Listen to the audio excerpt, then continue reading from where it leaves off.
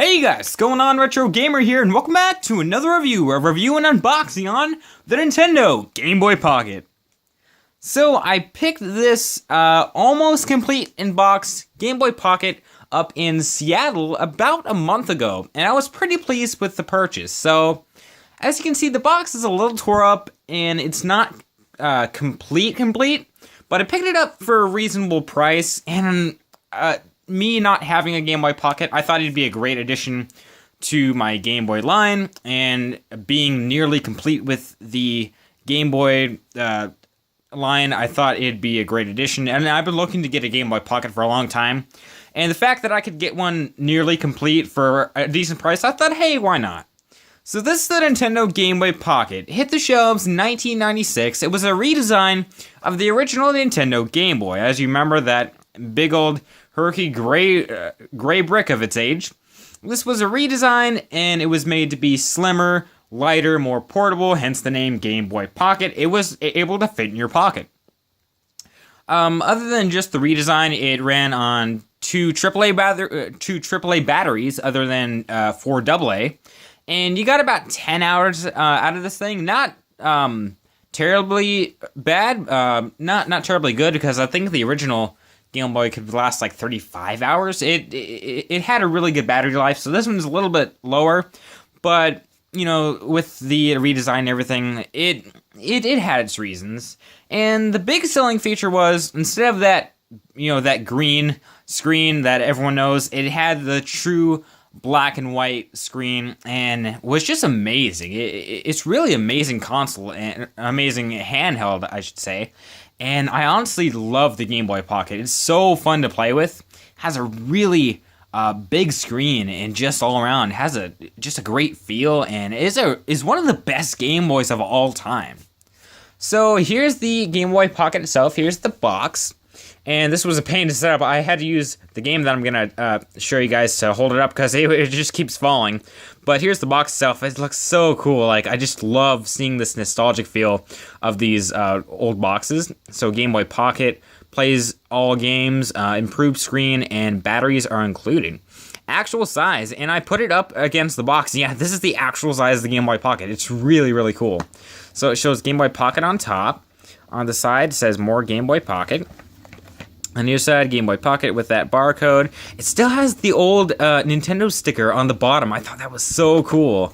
And on the back, it shows some really cool things. So, new compact design, batteries included, improved screen, library of over 400 games, action, adventure, puzzle, sports, role-playing. That's really cool, isn't it? And all Game Boy games, Super NES, not Super Game Boy... Oh, and Super Game Boy sold separately. So then it shows some games on here like Tetris and Donkey Kong Land 2. This is the second model of the Game Boy Pocket, and I will get to that in a minute of, you know, the first and second models of the Game Boy Pocket. But let's open it up itself. So as I said, the box is a little tore up here, and there's no paperwork inside. It's just the actual Game Boy Pocket itself. But that's fine. I can always get additional, you know, stuff for it later, you know, to make the box complete. But here it is, the Game Boy Pocket itself. Now, I just want to go off real quick and saying, this is the second model, and how you can tell is the battery light indicator. The first model didn't have a battery light indicator, and everyone hated it. They were so disgusted by it. They were really confused as well. They're like, why doesn't this have a battery light indicator?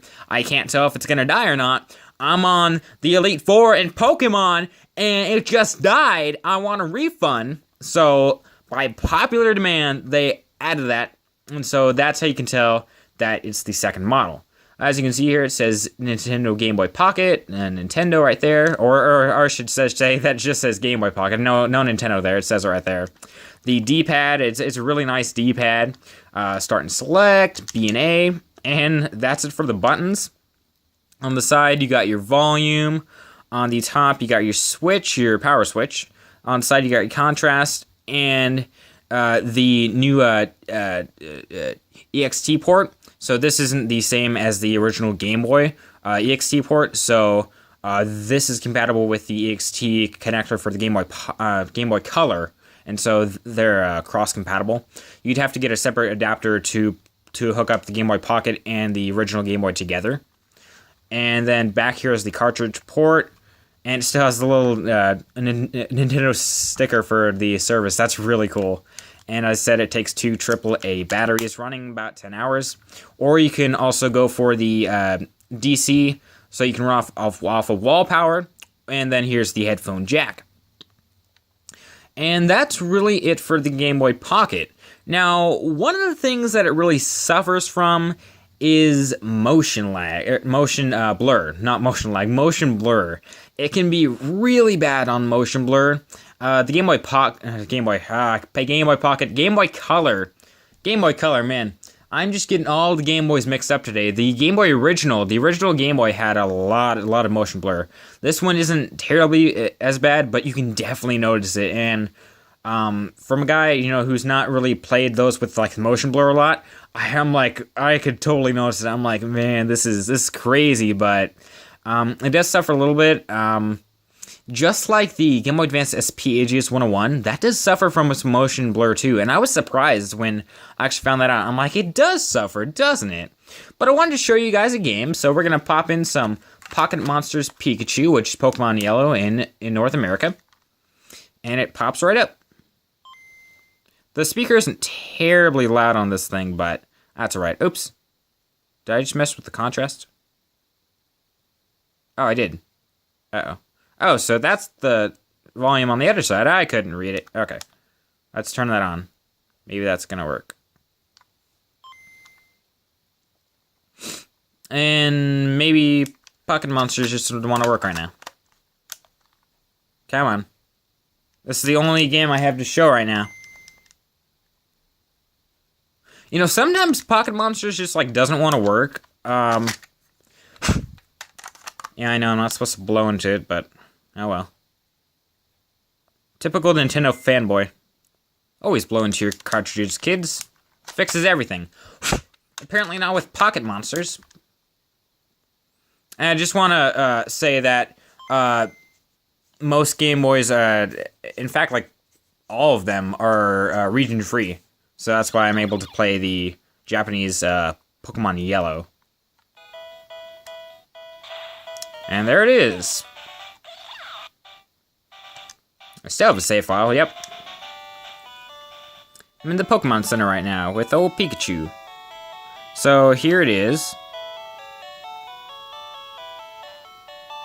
It's pretty cool nonetheless. I just really love playing on this, on the Game Boy Pocket. I've had a lot of fun with this. It has a nice screen of 2.9 inches. It's the biggest Game Boy screen out there. And I feel it's super awesome. And I really want to do a backlight module mod to this thing soon, because that'd be cool. I'd love to play in the dark with my Game Boy Pocket.